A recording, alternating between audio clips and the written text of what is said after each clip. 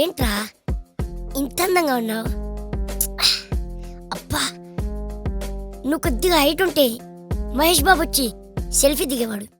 నిన్ను చూస్తుంటే నాకే మూడొచ్చేస్తుంది.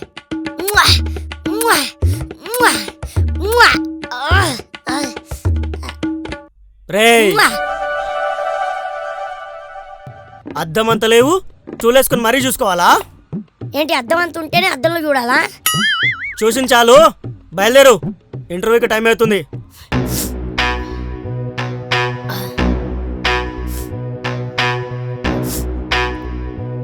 Bless me daddy. బ్లెస్సింగ్సా బొంగ? బస్ ఛార్జ్కి డబ్బులు అని చెప్పొచ్చుగా. తెలిసిపోయిందా? ఎలాగో తెలిసిపోయింది కదా డాడీ. ఒక 500 ఇవ్వు. ఏంటి 500? ఆ టైంలో 50 రూపాయలు ఉన్నాయి, తీసుకెళ్ళు. ఏంటి 50 రూపాయలా?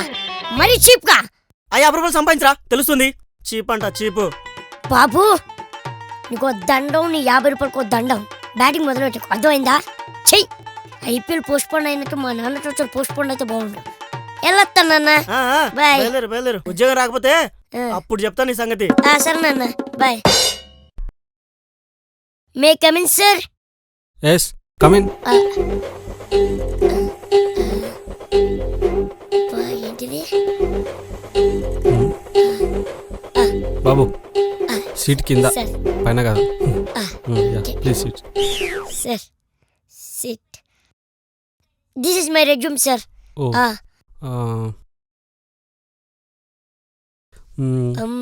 Okay, looks good. Tell me about yourself. నేను అందంగానే ఉంటాను సార్. నేను అన్నది దీని గురించి. Oh sorry sir. నా గురించి చెప్పడం ఏముంది సార్? My name is Babu. I'm from Hyderabad. I'm completed 10th in. అగయ్యా, ఏదో పాట మాప చెప్పిన చెప్తావేంటి? బట్టి కొట్టొచ్చావా ఏంటి? అది కాదయ్యా, ఏమైనా కొత్తగా ఇంట్రెస్టింగ్గా చెప్పయ్యా. ఇంట్రెస్టింగ్గా చెప్పు. నా గురించి చెప్పడానికి ఏముంది సార్? బీటెక్ చేసి ఖాళీగా తిరిగే బేవస్ బ్యాచ్లో నేను ఒకటి సార్. బ్యాక్లాగ్స్ అయితే క్లియర్ అయ్యే కానీ జాబ్ మాత్రం రాలేదు సార్. ఇదేదో ఇంట్రెస్టింగ్గా ఉందయ్యా, చెప్పు, ఇంకా చెప్పు. ఇంకా చెప్తే చెత్తగా ఉంటుంది సార్. సింపుల్గా చెప్పాలంటే బోయపాటి సినిమాలో హీరోయిన్లా నా బతుకులో ఒక్క హ్యాపీనెస్ లేకుండా పోయింది సార్. అరే, ఎందుకయ్యా బాధపడుతున్నావు? నీకు జాబ్ కావాలి అంతే కదా. నేను అడిగిన క్వశ్చన్స్కి టపీ ఆన్సర్ చెప్పు చాలు. టపీ అని చెప్తే ఎందుకు సార్? క్వశ్చన్లు అడగండి, చెప్తాను ఏమన్నా ఉంటే. సరే అయితే మరి సరే సార్. ఓవర్ యాక్షన్ చేయకు. చిన్న చనువు తీసుకున్నాను సార్. సరే సార్. ఏముంది సార్ నా గురించి చెప్పడానికి? అరే, బీటెక్ స్టూడెంట్ అంటున్నావు, బీటెక్ లైఫ్ అంటున్నావు. బీటెక్ స్టూడెంట్ లైఫ్ కంటే ఇంకా ఇంట్రెస్టింగ్ టాపిక్ ఇంకేముంటాయి చెప్పు నువ్వు. ఇగో, కాబట్టి నువ్వు బీటెక్ ఇంట్రెస్టింగ్తో చేసావా, ఇంట్రెస్ట్ లేకుండా చేసావా? నాకు ఇంట్రెస్ట్ అంటే ఏంటో తెలియని వయసులో నన్ను ఇంజనీర్ చేయాలని మా అమ్మ నన్ను డిసైడ్ అయిపోయారు తెలుసా. చిన్నప్పటి నుండి ఇంజనీర్ చేయాలని బ్రెయిన్ వాష్ చేశారు సార్. నేను కూడా అదే నిజం అనుకున్నాను సార్. అసలు కరెక్ట్గా చెప్పాలంటే ఇంజనీర్ తప్ప వేరే ఆప్షన్ ఉందా లేదా అన్నది కూడా నాకు క్లారిటీ లేదు సార్. కట్టప్ప సింహాసనం కోసం ఎలా బానిస అయ్యాడు, నేను ఇంజనీర్ సీట్ కోసం అలా బానిస అయిపోయాను సార్. బీటెక్ కంప్లీట్ చేశాకే తెలిసింది నా బతుకు బస్ స్టాండ్ అంటే. మరి ఇంకేం చెప్పమంటారు సార్? అదేంటయ్యా, చెప్పండి సార్. చెప్పనిస్తావా? Sorry sir. మరి అదేంటయ్యా, మార్క్స్ అన్ని బాగానే ఉన్నాయి కదా, క్యాంపస్ ప్లేస్మెంట్ రాలేదా? ఎందుకు రాలేదు సార్? ఎందుకు రాలేదు? వచ్చింది. 6 నెలలు కుక్క చాకరీ చేశాను సార్. కరోనా వల్ల లాక్డౌన్ అని చెప్పి వర్క్ ఫ్రమ్ హోమ్ అని చేసుకోమని చెప్పారు సార్.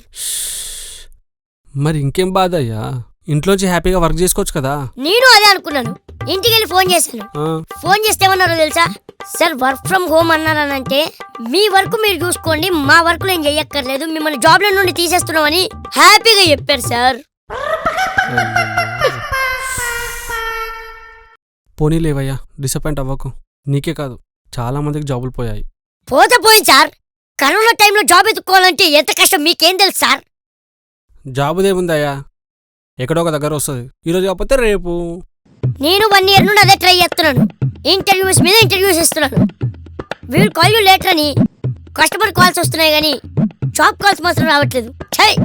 అసలు ఇదే ఇంటర్వ్యూస్ నేను యూట్యూబ్లో ఇచ్చుంటే టిక్ టాక్ వాళ్ళ కంటే ఫేమస్ అయిపోయేవాడిని. నీ మార్క్స్ అన్ని బాగానే ఉన్నాయి కదయ్యా, చూస్తుంటే బాగా టాలెంట్ లాగా అనిపిస్తున్నావు. నీకెందుకు రావట్లేదు జాబు? సార్ టాలెంట్ ఉంటే సరిపోదు సార్, ఆ, అదృష్టం కూడా ఉండాలి జాబ్ రావాలంటే. అలా అన్నావు కాబట్టి చెప్తున్నానయ్యా, నీకు జాబ్ ఇస్తా.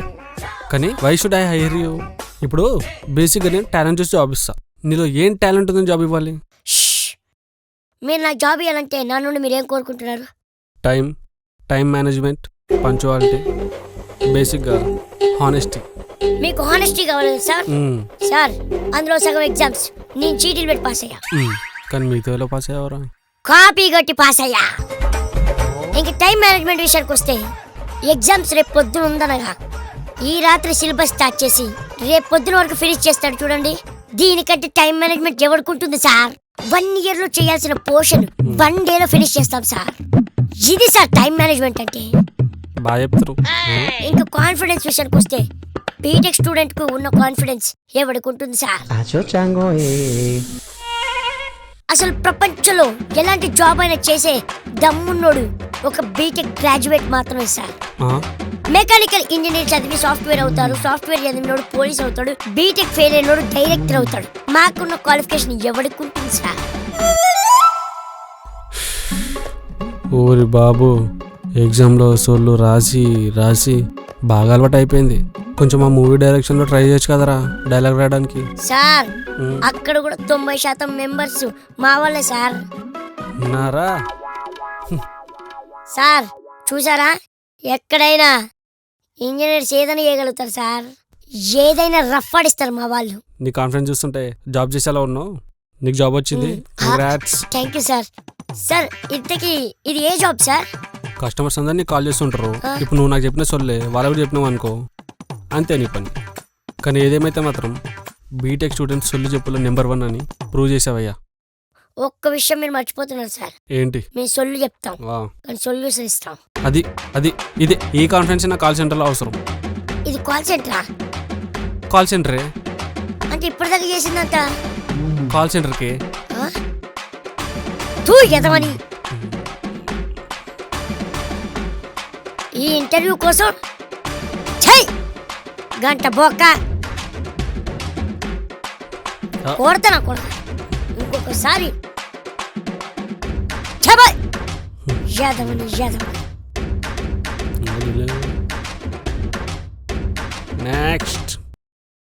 నెక్స్ట్ వాళ్ళు అందరూ అయిపోయారు.